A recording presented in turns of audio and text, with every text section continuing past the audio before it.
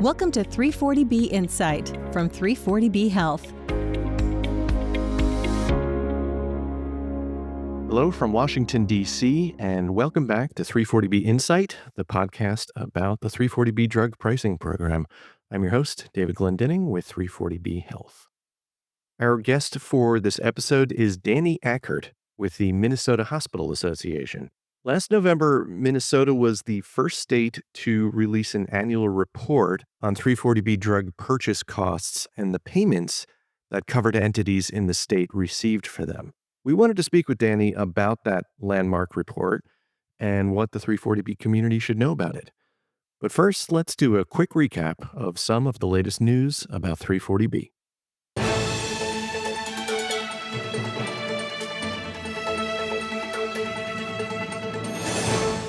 The 119th Congress has begun, and 340B is already on the agenda on Capitol Hill. Republicans in the U.S. House of Representatives are considering cutting the amounts Medicare reimburses hospitals for 340B drugs by tens of billions of dollars to help pay for an extension of tax cuts and new spending on border security and other priorities. Congressman Buddy Carter is the new chairman of the House Energy and Commerce Health Subcommittee, which has jurisdiction over 340B. He has said 340B reform is among the list of options lawmakers are considering for federal spending cuts. A recent Congressional Budget Office report stated that cutting Medicare Part B payment rates to hospitals for 340B drugs to average sales price minus 22.5% would reduce hospital pay by an estimated $73.5 billion over 10 years. 340B Health members can read more about these congressional 340B discussions by visiting the show notes.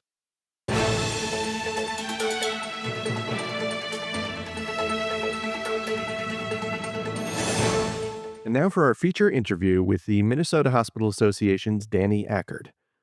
Danny is a repeat guest of the podcast. We last had him on the show in early 2024 when Minnesota hospitals were preparing to submit data for the first in the nation 340B report. Now that the first of these annual reports is out for everyone to read, we wanted to get the 340B hospital perspective on what it says and how it might influence discussions about reporting in other states. Here's that conversation. Today, I am speaking with Danny Ackert, the Director of State Government Relations for the Minnesota Hospital Association. Danny, we don't often get to say this with our guests, but welcome back to 340B Insight.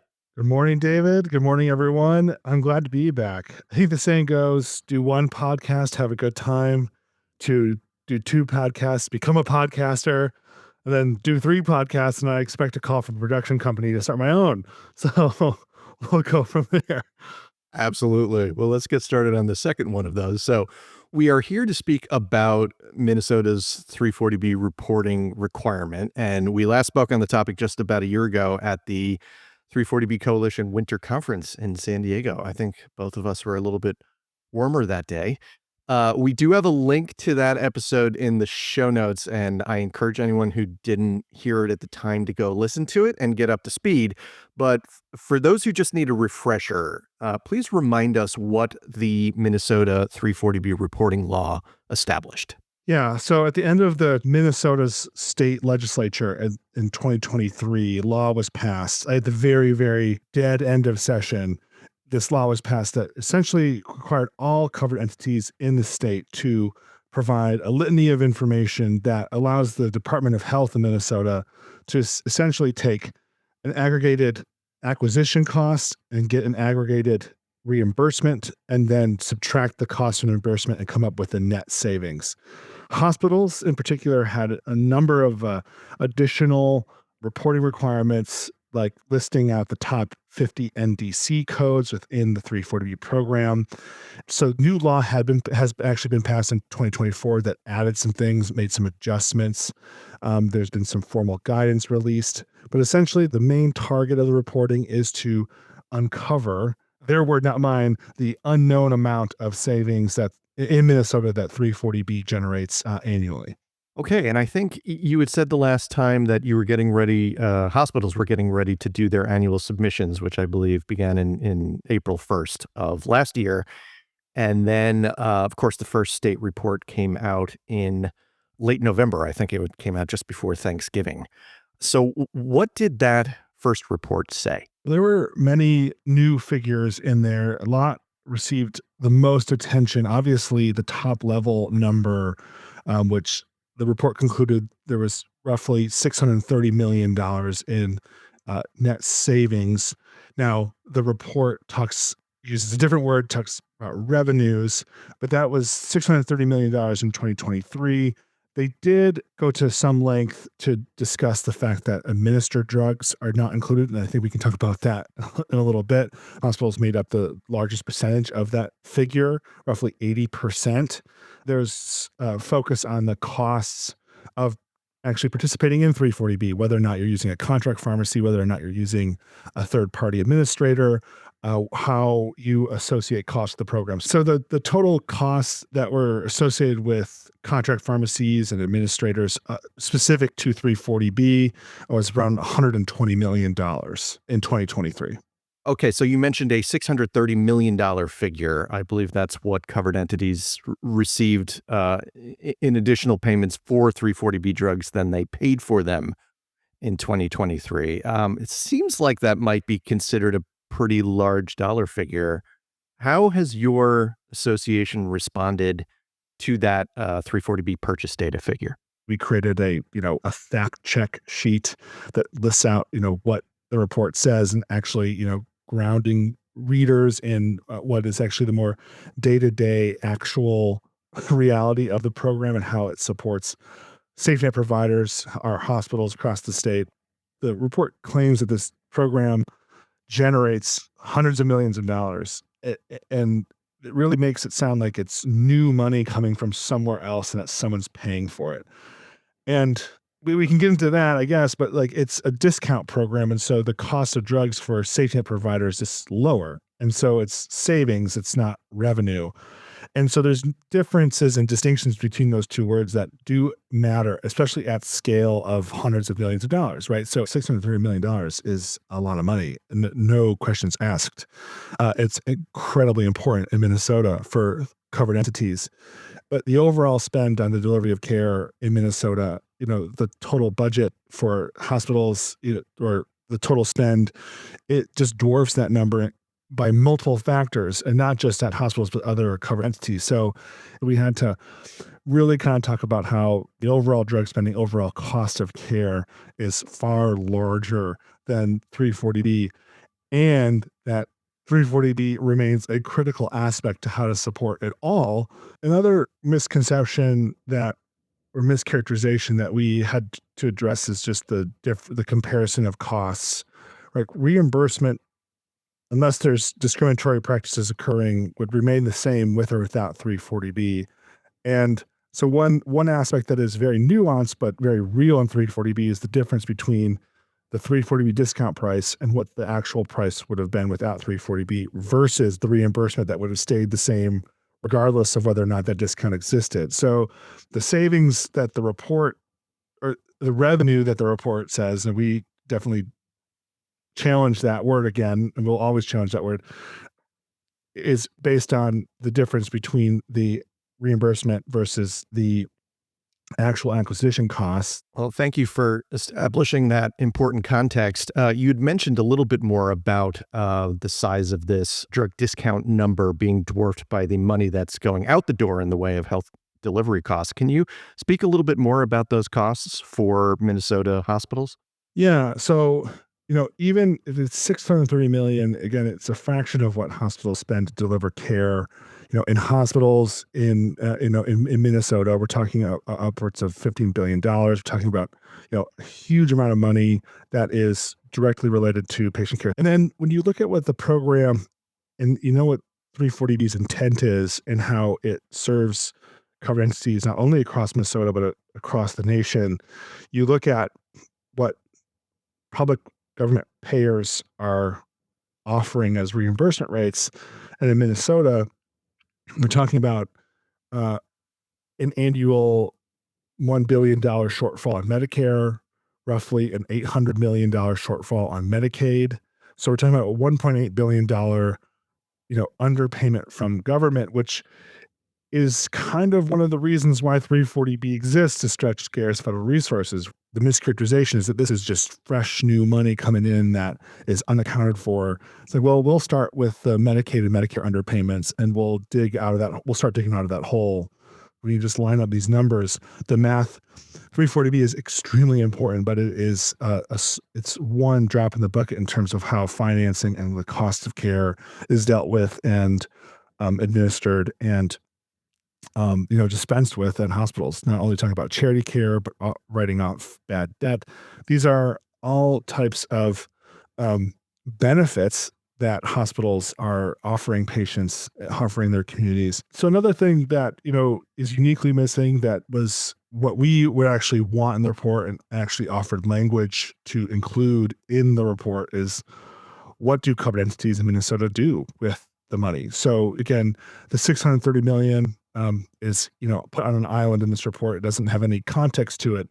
Now, our members, and I know that covered entities in the state have formed a large 340B coalition. So they are getting together, creating impact statements. We're sharing kind of joint messaging and really zeroing the distance between the figures in the report and the patients that are walking away from covered entities with the care that they need and outpatient drugs that they need. Maine is referenced heavily in some of these stakeholder calls because Maine has a reporting requirement that simply asks hospitals to tell the state what they do with the money. And, that's basically what we offered and wanted as well. Unfortunately, the nature of this program in Minnesota led legislators and others to say we're not going to put that in there because hospitals would tell us what they wanted us to hear anyways. But it is misleading to say that this is just revenue and it just goes to hospitals and it just doesn't do anything. Clearly, some dollars coming in the door from 340B, but much more going out in the way of healthcare delivery costs. What about the contract pharmacy and the third-party administrative figures? What does that data tell us? So we do have a number, and it's roughly $120 million. Again, that's costs associated specifically with 340B. The costs are real. Like, this program is not free.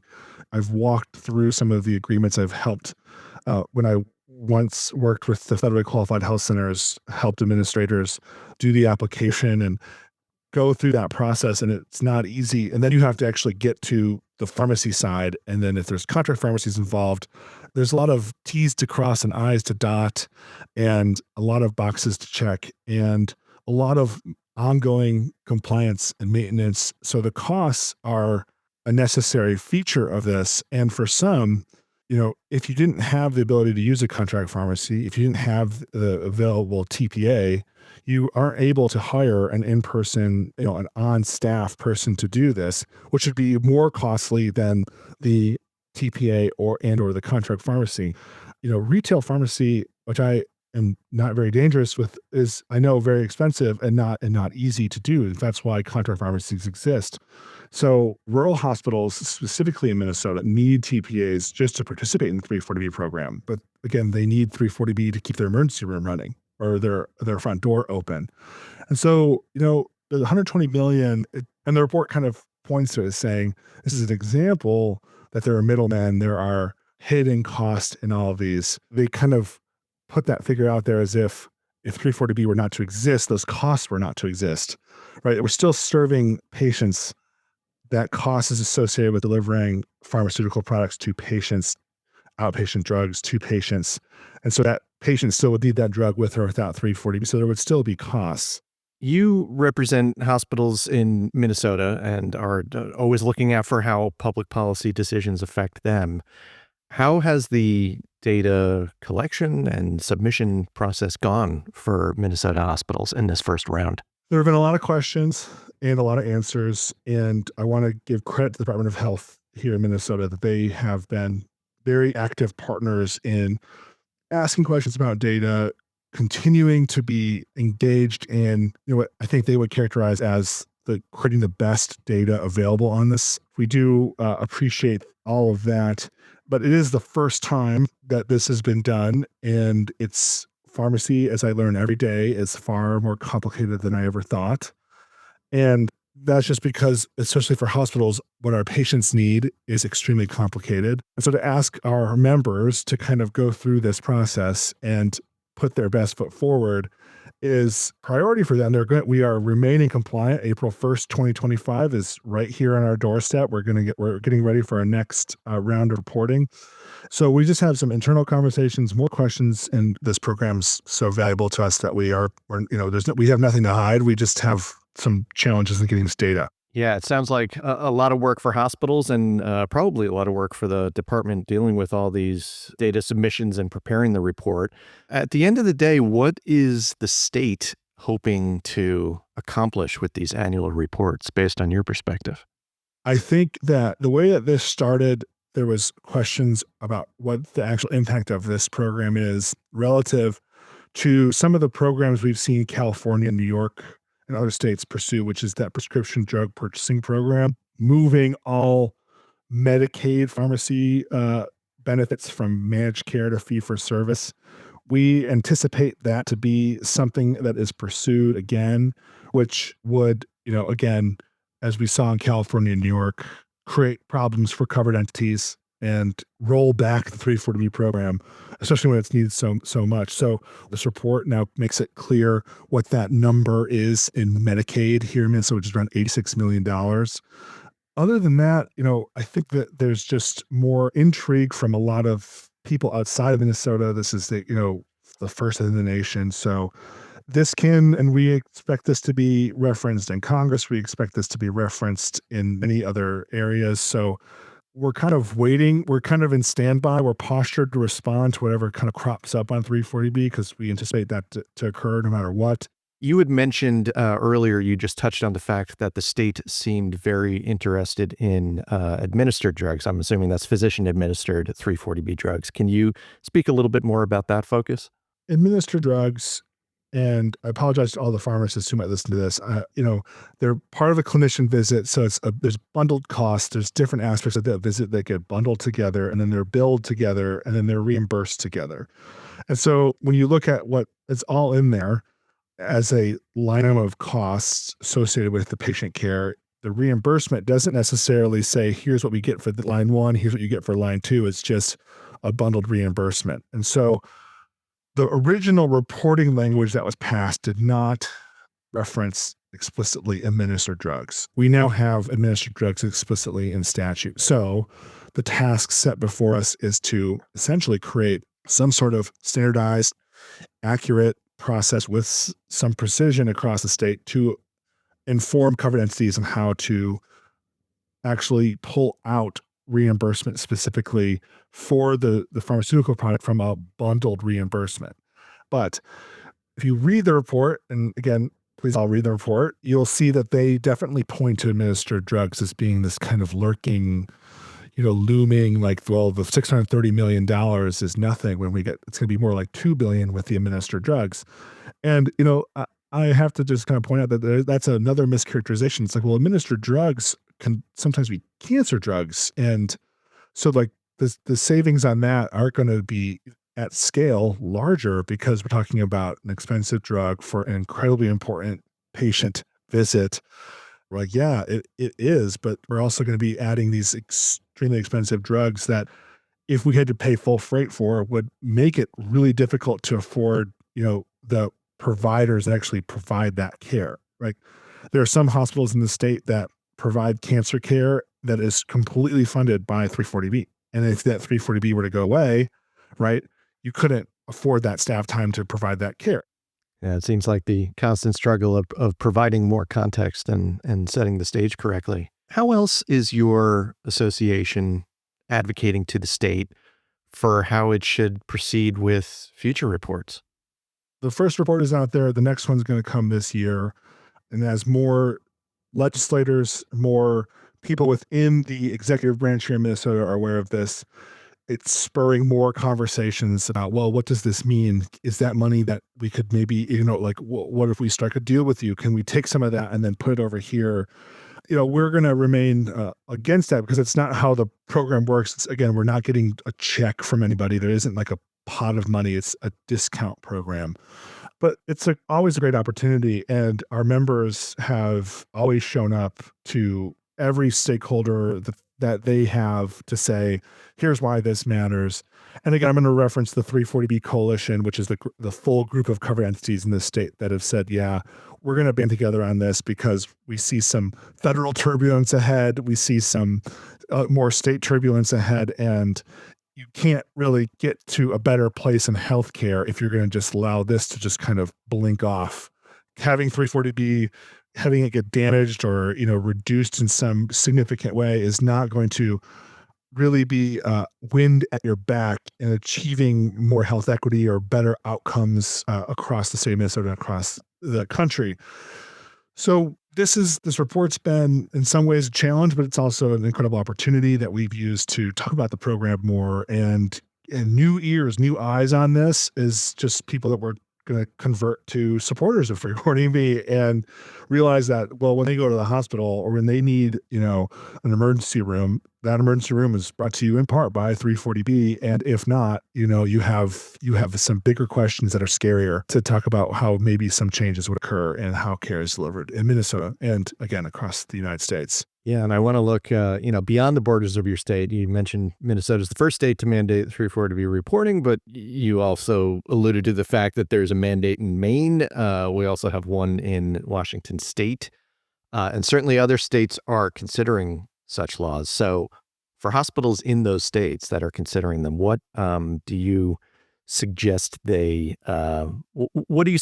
do about those discussions? Before this language was coming up, we were working with our members to try to have them create the capacity to do something like this report was going to require them to do anyways, and say, we can do this without a mandate. And I think, the cat's out of the bag. I mean, our report is more extensive than any other state's reporting. There's details in there, and I would just use this as a model to kind of ask questions of yourself and say, can we answer this question? Like, what from this report should we be adding to our talking points? What from this report should we be adding to our one pager, or how we talk to our members of Congress, our state legislators, our business partners, our stakeholders, our community, partners, et cetera. So because 340B is so important to everything that hospitals participate in, take this report, ask some of the questions of yourself, talk to your hospital association, reach out to the Minnesota Hospital Association if you want. I'm always happy to talk about 340B. I think that you could come away with some good information that helps you talk about this. Well, Danny, I very much appreciate the update on such an important 340B state policy issue. I think I mentioned in our last interview that you seem to be on the frontier of 340B reporting in Minnesota. So I know those in other states are very interested in your experience and your example. Thank you for taking the time to come back and let us know how things are going. We're the North Star state, so we can be the North Star on 340B for everyone. Whether or not that's a good thing or a bad thing, I guess. We're now in the constellation of 340B permanently as, the first in the nation to do this. It's great. It's going to be great. Our thanks again to Danny Ackert for being our North Star on the 340B state reporting issue. Be sure to visit the show notes to read the full report so you can better understand all the context that he provided us. And if your state is getting started with 340B reporting or debating it in your legislature, we would love to hear from you. You can contact us at podcast@340bhealth.org. More in-depth conversations about these types of key 340B issues happen all the time at the 340B Coalition conferences. So if you've not already secured your spot at the upcoming winter conference, occurring February 24th to 26th in San Diego, please do so now by visiting 340bwinterconference.org. We wish you a very happy new year as we welcome you back to a new full season of 340B Insight. We will be back in a few weeks with our next episode. As always, thanks for listening and be well.